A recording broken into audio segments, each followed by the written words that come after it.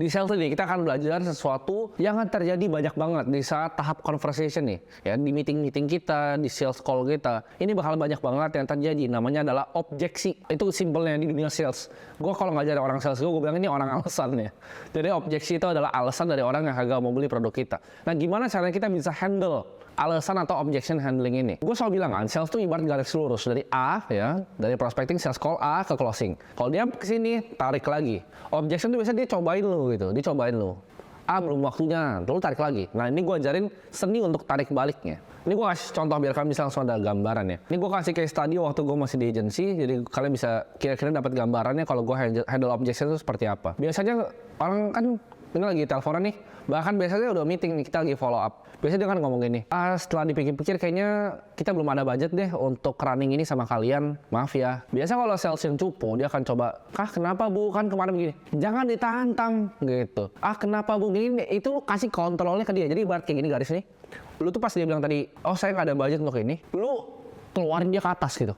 Kalau keluar dari batas ini, keluar dari batas ini, dan selesai. Jadi anggap itu kayak garis lurus. Ini ada gunung-gunung nih ya. Kita mainin gunung-gunungnya gitu. Begitu dia gunungnya udah ke atas, ya udah bubar kalian sales. Sorry nih, kita belum ada budgetnya untuk ini. Lah, tapi kenapa? Itu lu sales apa siapa lu gitu? Yang ngajarin siapa buat begitu? Atau yang kayak udah pasrah gitu. Oh, ibu nggak ada budget ya, saya mengerti ya bu. Oh ya udah deh, makasih ya bu. Maaf ganggu waktu. Maaf ganggu waktu siapa? Lu yang minta saya sekolah, kalau maaf ganggu waktunya sih. Gue pas denger, ini sorry ya, gue mungkin agak kebawa emosinya karena gue inget dulu tuh pas gue training sales agency gue. Dia bilang maaf ganggu waktunya. Setelah dia gitu, gue langsung bilang, lu maaf ganggu waktunya apa lu? Itu bukan hal yang bisa ditolerir ya sebagai seorang sales. Ini gue kasih contoh ya. Caranya adalah dengan hantam dengan yang namanya empati di depan. Dia telepon nih misalnya ini. Gue lagi follow up dan dia bilang, kelihatan sih ibu suka banget dengan idenya, itu keren, bisa meningkatkan bisnis ibu. Tapi untuk sekarang ibu belum punya budgetnya. Nah ini serangan pertama, saya mengerti namanya. Oh saya mengerti banget kok bu tentang budget ibu. Nah tapi gitu, jadi saya mengerti banget kok, nah tapi itu senjatanya. Jadi itu biasa skrip yang gue pakai untuk tim sales gue. Oh nggak punya duit ini? Oh saya mengerti banget pak, saya mengerti banget kak. Nah tapi, gitu. Gini contohnya. Ibu belum punya budget nih untuk jadi klien kamu karena kita masih banyak pengeluaran yang lainnya. Jadi kayaknya belum waktunya nih. Oh saya mengerti banget kok bu dengan kondisi ibu. Saya juga pernah kok ngalamin dengan perusahaan yang budgetnya kurang.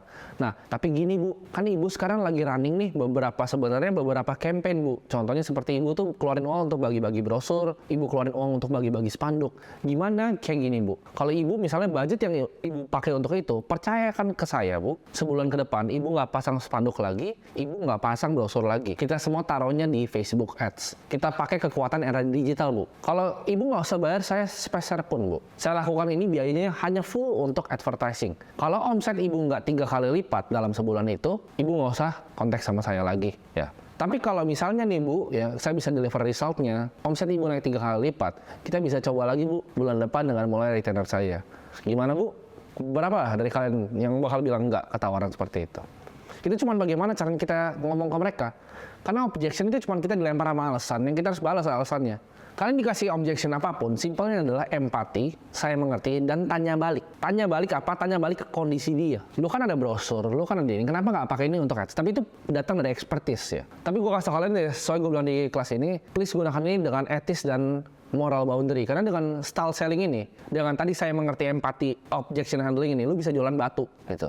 Kalau lu belum ngerti dalamnya, lu bisa jualan batu, lu bisa jualan barang yang nggak ada isinya sebenarnya. Pertama kali empati, fungsinya apa? Empati itu langsung di subconscious mind-nya ya. Nanti kita akan belajar lebih dalam di Art of Influence. Tapi begitu kita empati sama seseorang, yang dia akan mikir adalah ini orang sama kayak gue, ini orang mengerti gue. Saya mengerti banget kok kondisi ibu. Memang budgetnya kurang nih bu, saya mengerti kok bu. Mungkin ibu bisa sisihkan budget yang ibu pakai untuk sini untuk coba di sini.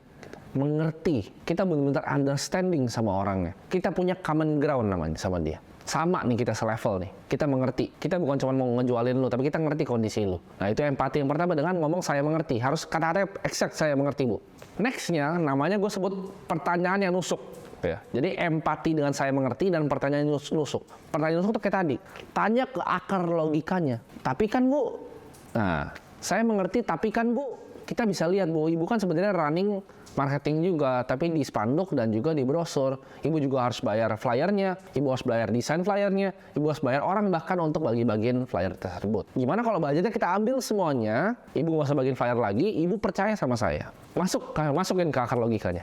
Ini gue akan kasih contoh, misalnya ini real case yang gue baru lakukan, jualan program misalnya untuk program edukasi kripto seharga 7 juta. Orang mungkin ada yang mikir mahal banget. Customer misalnya objection ya, Pak, tapi saya nggak ada uangnya Pak untuk join program ini. Saya pengen banget Pak, saya tahu ini bisa menjadi manfaat untuk saya, tapi saya nggak punya uangnya. Saya mengerti Pak, tapi coba Bapak lihat dari sisi yang seperti ini. Itu kan 7 juta seumur hidup Pak. Gimana kalau Bapak itu bisa bagi selama 3 tahun dalam belajarnya ya. Dalam 3 tahun itu cuma 200-an ribu loh Pak, belajarnya sebulan. Gimana kalau gini Pak, kita ada program cicilan Pak, bisa pakai kartu kredit yang 0%. Gimana kalau Bapak belajarnya per bulan, itu sekitar hanya 200 ribu selama 3 tahun Pak. Tapi dalam 3 tahun itu Bapak bisa melipat gandakan uang Bapak. Apa itu bukanlah deal yang Bapak pengen ambil? Hanya 200 ribu loh Pak. Dalam 3 tahun Bapak pasti kemungkinan besar balik modal. Atau bayar kita aja deh Pak, setelah Bapak dapat manfaatnya dari program tersebut. Nah itu menurut kalian gimana? Ya, akan lebih gampang untuk closing salesnya. Nah ini kalau kalian campur nih, kalian campur saya mengerti, pertanyaan tajam, dan namanya step down selling kalau kalian punya produknya. Jadi yang itu gue contohin di awal, gue bilang gue jualan apartemen 1,2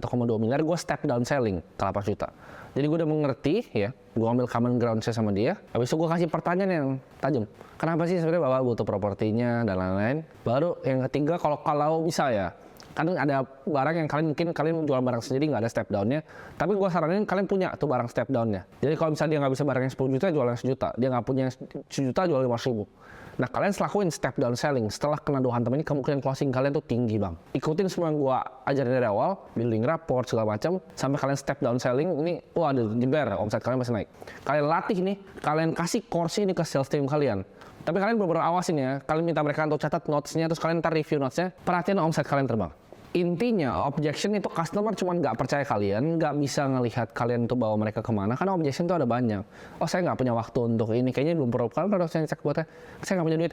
Itu semua sama, itu cuma alasan bahwa mereka nggak mau beli dari kalian. Karena kalian, either kalian belum establish rapport dengan benar, mereka nggak percaya kalian, mereka nggak lihat kalian sebagai expert, mereka lihat kalian sales gadungan, kalian terlalu agresif, itu gabungan dari semuanya. Makanya keluar objection, tapi kalian kalau udah rapi nih, udah lurus garisnya, objection paling ya mentok-mentok mereka jujur nggak punya duit, tapi nggak punya duit pun gue tunjukin kan cara bantahnya gimana. Jadi yang paling jujur dari semua objection adalah saya nggak punya duit.